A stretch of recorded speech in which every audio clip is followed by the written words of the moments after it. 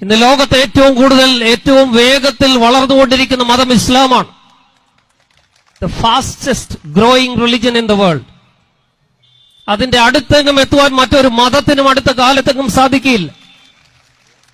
എന്തുകൊണ്ടാണ് ഇസ്ലാമോഫോബിയ, ഇസ്ലാമിനെ ഭയപ്പെടണം, ഇസ്ലാമിനെ വെറുക്കണം എന്നുള്ള അമേരിക്കൻ അജണ്ട നടപ്പിലാകാതെ ഈ പ്രചരണത്തിന്റെ മധ്യത്തിലും ഇസ്ലാം ലോകത്തിലെ ഏറ്റവും വലിയ മതമായിട്ട് ശക്തി പ്രാപിക്കണമെങ്കിൽ അതിന്റെ പിറകിലെ സത്യം, അതിന്റെ പിറകിലെ കരുണയും സമാധാനവുമാണ്, സമത്വമാണ്, സമഭാവനയാണ്. നമ്മുടെ രാജ്യത്ത് ജാതിയുടെ പേരിൽ മനുഷ്യർ തമ്മിൽ അകലം പാലിക്കേണ്ടിയിരുന്ന ഒരു കാലമുണ്ട്. തൊട്ടുകൂടായ്മ, അയിത്തം, അസ്പൃശ്യതയൊക്കെ ഉണ്ടായിരുന്ന ഒരു കാലത്തേക്കാണ് ഇസ്ലാം കടന്നു വന്നത്. ആരും തൊടാത്തവരെ ആലിംഗനം ചെയ്ത് കെട്ടിപ്പിടിച്ച് സ്വീകരിക്കുന്ന ഒരു പുതിയ സംസ്കാരം ഇസ്ലാം ഇവിടെ ഉണ്ടാക്കിക്കൊടുത്തു. സഹിക്കുമോ ആഗോള ക്യാപിറ്റലിസത്തിന്? സഹിക്കുമോ ജാതീയതയ്ക്ക്? സഹിക്കുമോ സവർണദേശീയതയ്ക്ക്? ഫാഷിസത്തിന്? പിന്നീട് ജർമ്മനിയിലും ഇറ്റലിയിലുമൊക്കെ ആവിർഭവിച്ച ഫാഷിസം, നാസിസം, അതിന്റെയൊക്കെ പ്രചാരകരായിരുന്നു മുമ്പ് ഉദ്ധരിച്ച ഗോൾവാക്കറും സവർക്കറും ഒക്കെ.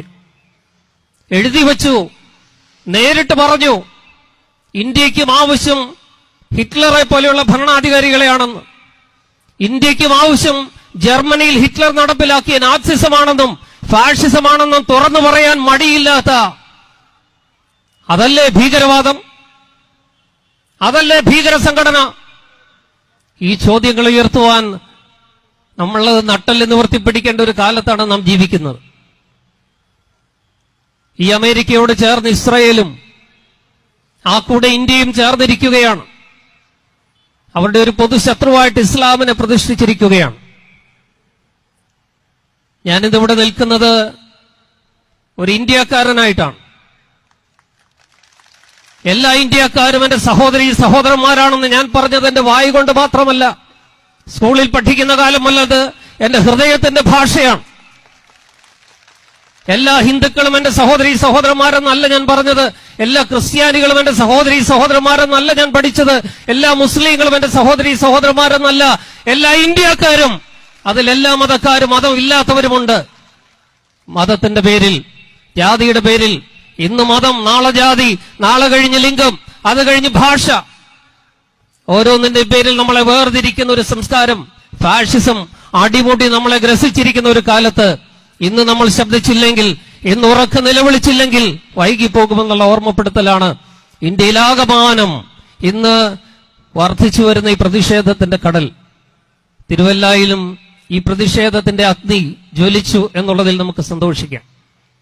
എനിക്ക് എന്റെ ക്രൈസ്തവ സഹോദരങ്ങളോട് പറയാനുള്ളത്, നിങ്ങളിൽ പലരും ഇപ്പോൾ സൈലന്റായിട്ട് നിശബ്ദരായിട്ടിരിക്കുന്നുണ്ട്. സ്വാഗത പ്രസംഗം ഓർപ്പിച്ചു.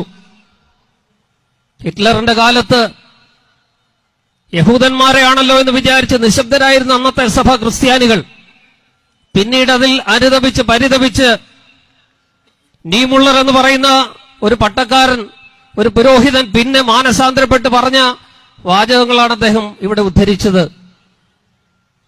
ആദ്യം അവര് കമ്മ്യൂണിസ്റ്റുകാരെ കൊല്ലാൻ വന്നു.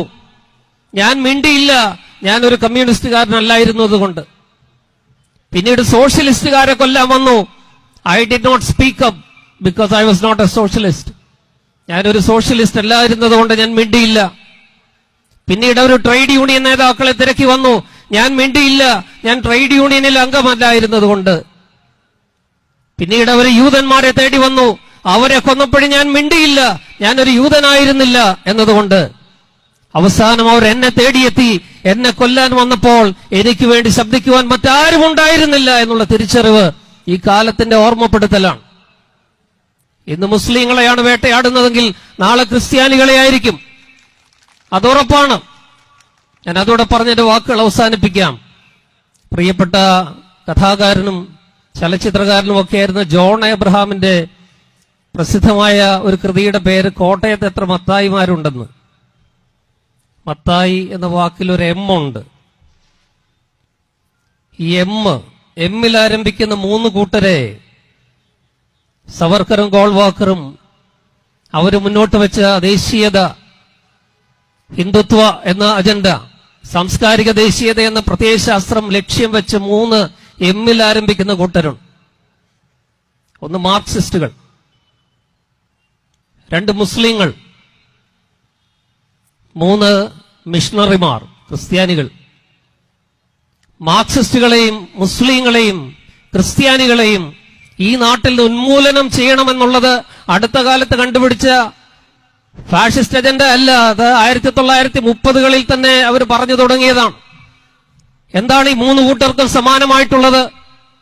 അവരെല്ലാവരെയും ജാതി മത വർണ്ണവർഗ വ്യത്യാസങ്ങൾക്ക് അതീതമായി തുല്യരായി സമഭാവനയോടുകൂടി കാണുന്നു.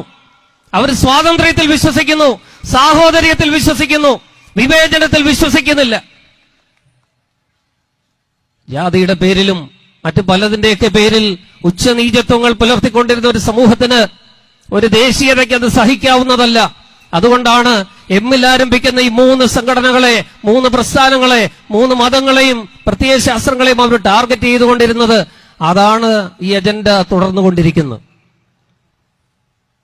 ക്രൈസ്തവരോട് എനിക്ക് പറയാനുള്ളത്, ഇന്ന് ഞാൻ നാളെ നീ എന്നുള്ള പ്രത്യയശാസ്ത്രം മറന്നു പോകരുത്. ഇന്ന് മുസ്ലിങ്ങളെയാണ് അവർ തിരഞ്ഞുപിടിച്ച് ആക്രമിക്കുന്നതെങ്കിൽ നാളെ ക്രിസ്ത്യാനികളെയാകും, അതിനപ്പുറത്ത് ഭാഷാ ന്യൂനപക്ഷങ്ങളെയാകും, അതിനപ്പുറത്ത് ലിംഗ ന്യൂനപക്ഷങ്ങളെയാകും. എല്ലാ ന്യൂനപക്ഷങ്ങളെയും ഇവിടെ നിന്ന് തച്ചുടച്ച് ഉന്മൂലനം ചെയ്യുന്ന ഒരു ദേശീയതയുടെ പ്രചാരണമാണ് ഇന്നിവിടെ നടക്കുന്നത്. അത് ഫാഷിസത്തിലേക്കുള്ള യാത്രയാണ്.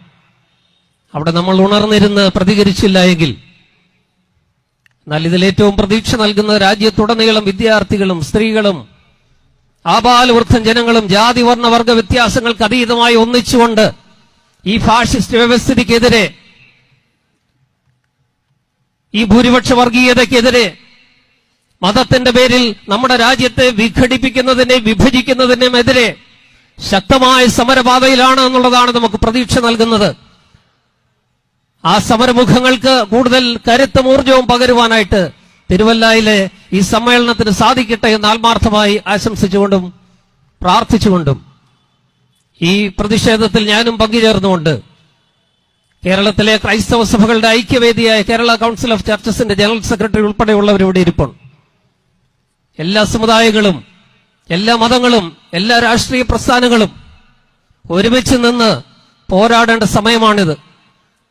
ഐക്യത്തോടെ നമ്മുടെ രാജ്യത്തിന്റെ ഭരണഘടന സംരക്ഷിക്കുവാൻ, നമ്മുടെ രാജ്യത്തിന്റെ മതേതരത്വം, രാജ്യത്തിലെ ജനാധിപത്യം സംരക്ഷിക്കുവാനായിട്ട് ജാതി മത വർണ്ണവർഗ വ്യത്യാസങ്ങൾക്ക് അതീതമായി നമുക്ക് ഒരുമിച്ച് നിന്ന് പോരാടുവാൻ കരുത്ത് പകരട്ടെ എന്ന് പ്രാർത്ഥിച്ചുകൊണ്ട് ഞാൻ എന്റെ വാക്കുകൾ അവസാനിപ്പിക്കുന്നു. നന്ദി, നമസ്കാരം.